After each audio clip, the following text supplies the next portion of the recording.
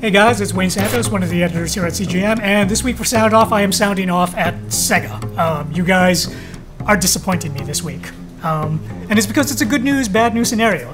First, the good news. For fans of Yakuza, Sega finally announced that we are going to be getting, on the PS3 and the PS4, Yakuza 0, which basically takes the origin stories from the first Yakuza games, which released on the PS2, and they're giving it the HD treatment. Not necessarily a remaster. It looks like this is going to be like an all-new game, but it's going to be Yakuza, i.e.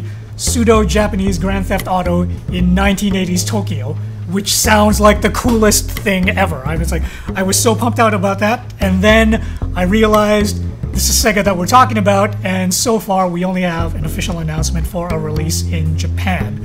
Now, Sega still has two other Yakuza games, Yakuza 4 and Yakuza Ishin, for the PS4 out in Japan, PS3 and PS4 out in Japan, and they have not made their way to Western shores. So if you look at the historical precedent, we are probably not going to see Yakuza 0 in the West either, which is really, really bad for the fans, but somewhat understandable if you're Sega because the games are predominantly niche and haven't sold amazingly well in the West. Part of that is because Sega did make the mistake of releasing Yakuza Dead Souls on the PS3, which was Yakuza with zombies, and unlike the previous Yakuza games that they'd released, this one more or less tanked. You know, it's like it didn't even sell niche numbers, and that's because as far as Yakuza games go, it wasn't, you know, it's like a main canon addition to the plot. It was more of a side story where, you know, zombies invade Tokyo and Kiryu Kazuma is like, you know, taking them all out, and it was kind of interesting, but on the whole it was probably one of the weakest entries in the series.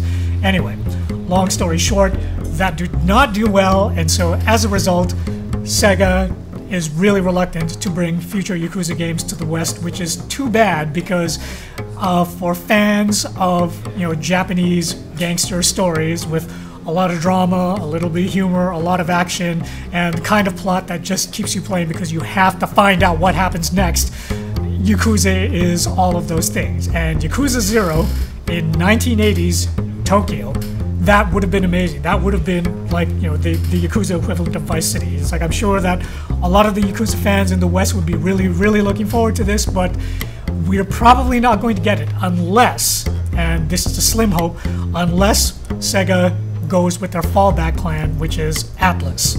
Now, for those of you who weren't paying attention, not too long ago, Sega actually did purchase Atlus, the guys that make Persona, and, you know, they were the ones that also published Demon's Souls in the West. So those guys are basically Sega's niche company. You know, it's like they put games out, those games are not expected to sell a ton of copies, so if they sell even small but decent numbers, they can make a profit out of that. So what I am saying to Sega is, if you want the game to sell, but you don't necessarily need it to do, like, you know, wham bam numbers, maybe just hand it over to the Atlus division. You know, it's like those guys, they've already got a lockdown on, you know, it's like how to localize games for the West quickly and cheaply, so I'm sure that if you were to give it to them, they would be able to get it in at such a cost that you would actually be able to make some money off of it, even if it doesn't sell like Call of Duty, because it will never sell like Call of Duty. But still, there's a fan base here for Yakuza 0 in the West, so Sega, you've got Atlus, give it to them. See ya.